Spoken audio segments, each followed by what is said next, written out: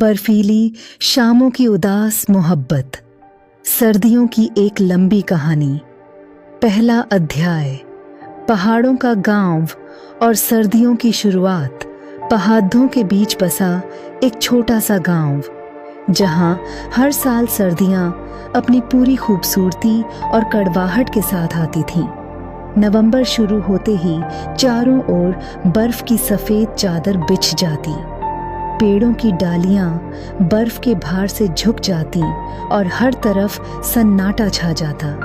गांव के लोग अपने घरों में अलाव जलाकर बैठते, सर्द हवाओं से बचने के लिए। दिन भर आसमान में घने बादल रहते और जैसे ही शाम ढलती, कोहरा पूरे गांव को ढक लेता। इसी गांव में आलिया रहती थी, एक सुंदर लड़की जिसकी आंखों में गहरी उदासी थी। वह गांव के सबसे पुराने मकान में अपनी माँ के साथ रहती थी। आलिया का दिन ज्यादातर अपने कमरे की खिड़की से बर्फ से ढकी वादी को निहारते हुए गुजरता। सर्दियों का मौसम उसके लिए किसी बीते हुए दर्द की याद लेकर आता। उसकी आंखों की गहराई में एक छुपा हुआ राज था, जिसे वह किसी से साझा नहीं करती थी। दूसरा अध्याय। आरिफ की एंट्री और बचपन की मोहब्बत।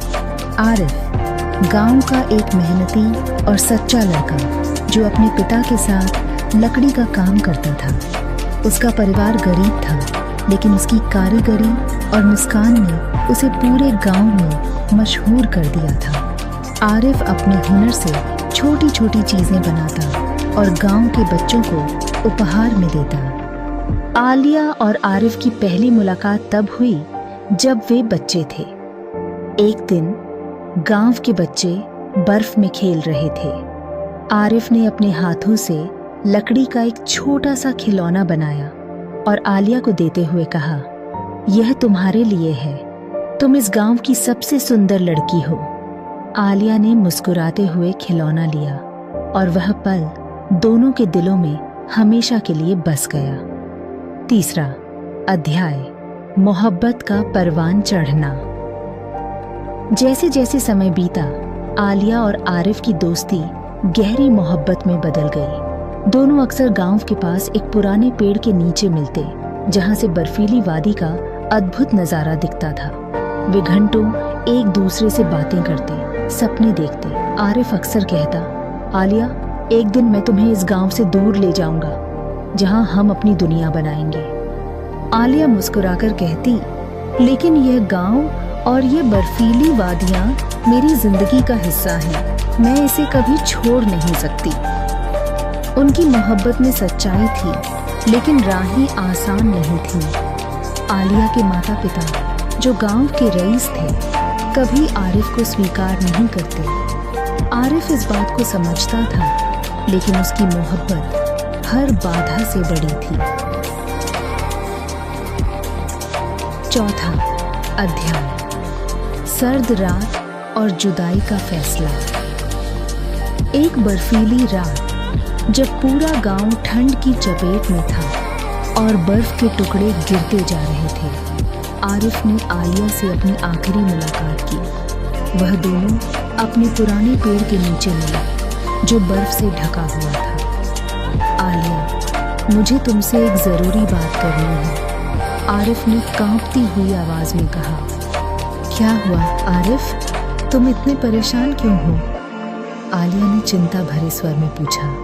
आरिफ ने गहरी सांस लेते हुए कहा, आलिया, मैं तुमसे बेइंतहा मोहब्बत करता हूँ, लेकिन मैं तुम्हारी जिंदगी को मुश्किल नहीं बनाना चाहता। तुम्हारे माता पिता हमें कभी साथ नहीं रहने देंगे और मैं तुम्हें उनकी मर्जी के खिलाफ जाने के लिए मजबूर नहीं कर सकता।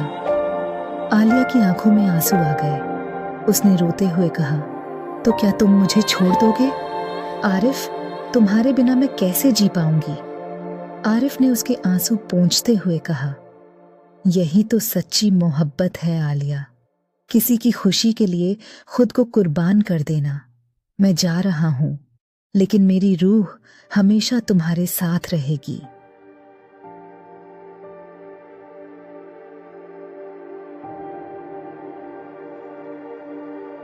पांचवा अध्याय। बर्फ की चादर और तन्हाई भरी जिंदगी। आरिफ के जाने के बाद आलिया की जिंदगी में सन्नाटा छा गया। वह दिन रात उसकी यादों में खोई रहती। जब भी बर्फ गिरती वह खिड़की के पास बैठकर सोचती कि आरिफ कहाँ होगा। क्या वह भी उसे याद करता होगा? उसके माता पिता ने उसे शादी के लिए मजबूर किया, लेकिन आलिया ने किसी और को अपनाने से इनकार कर दिया। वह अपनी पूरी जिंदगी तन्हाई में बिताने लगी, लेकिन उसके दिल में आरिफ की मोहब्बत हमेशा जिंदा रही। आखिरी अध्याय, मोहब्बत का सबक और यादों की विरासत। आलिया और आरिफ की कहानी हमें यह सिखाती है कि सच्ची मोहब्बत सिर्फ साथ रहने का नाम नहीं, बल्कि त्याग और यादों में जीने का जज्बा है। हर साल जब सर्दियां आती तो गांव की बर्फबारी आरिफ की यादें ताज़ा कर देती। वह पेड़, वह वादी और वह बर्फ के गिरे हुए टुकड़े हमेशा उनकी मोहब्बत की गवाही देते रहे। यह कहानी खत्म हो गई, लेकिन आलिया की मोहब्बत हमेशा जिंदा रही। हर बर्फीली रात उसकी यादों की रोशनी से जगमगाती रही और आरिफ भले ही दूर था, लेकिन उसकी रूह हमेशा आलिया के दिल के करीब थी।